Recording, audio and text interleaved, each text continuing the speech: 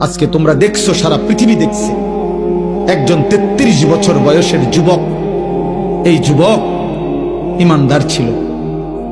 আমার প্রিয় ভাই, আমার কলিজার টুকরা ভাই শহীদ শরীফ উসমান হাদি রাহমাতুল্লাহ আলাই, এই নওজোয়ান ইমানদার নওজোয়ান 5 ওয়াক্ত নামাজ সে পড়তো প্রতিদিন। খোদার কসম, ফজরের নামাজ সে জামাতে পড়তো, ফজরের জন্য বন্ধুদেরকে ডাকতো। ফজরের নামাজ পড়ে তার সংসদীয় এলাকা, যেখান থেকে সে স্বতন্ত্র প্রার্থী হতে চেয়েছে, সেখানে ওয়ার্কিং করত। যেদিন গুলিবিদ্ধ হয়েছে সেদিন তো সে জুমার নামাজ পড়ে আল্লাহকে সেজদা দিয়ে মসজিদ থেকে বাইর হয়েছে। এর কিছুক্ষণের মধ্যেই সে গুলিবিদ্ধ হয়েছে। সে হাফেজে কোরআন ছিল, তার বাবা আলেম ছিলেন, তার বড় ভাই আলেম, সে মাদ্রাসার ছাত্র ছিল, সে আল্লাহকে ভালোবাসতো, পাক্কা ইমানদার ছিল। তার হৃদয়ের সবটায় দেশপ্রেম, মাতৃভূমির 1 ইঞ্চি জমিন, মাতৃভূমির 1 ইঞ্চি জমিনের আজাদি, স্বাধীনতা, সার্বভৌমত্ব সে দিল থেকে চেয়েছিল।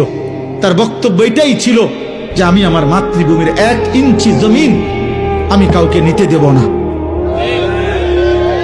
নিতে দেব না।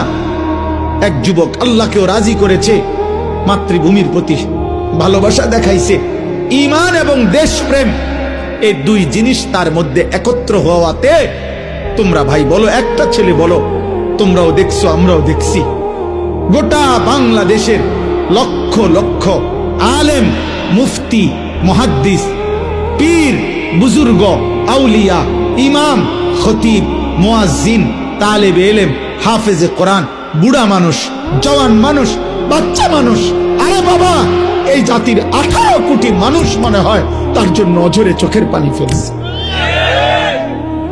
আমি অসংখ্য আলেমের মুখে শুনছি, আমি নিজে বলছি, আমার বুঝ হওয়ার পরে আমি কারো জন্য এতটা কাঁদি নাই। আমি আমার এই নওজোয়ান শহীদ শরীফ উসমান হাদি রাহিমাহুল্লাহ তাআলা, তার জন্য আমার চোখের পানি যেটুকু পড়েছে। আমার শায়েখ আল্লামা মুফতি মুশতাকুন নবী কাসিমি, আমি তাকে দেখছি বাচ্চার মতো অঝরে কাঁদছে। একসাথে ভাত খাইতে বসছি, ভাতের থালার সামনে পর্যন্ত হুজুরে দেখছি কাঁদতেছে। কয় মাওলানা, আমি তো ছেলেটারে ভুলতে পারছি না।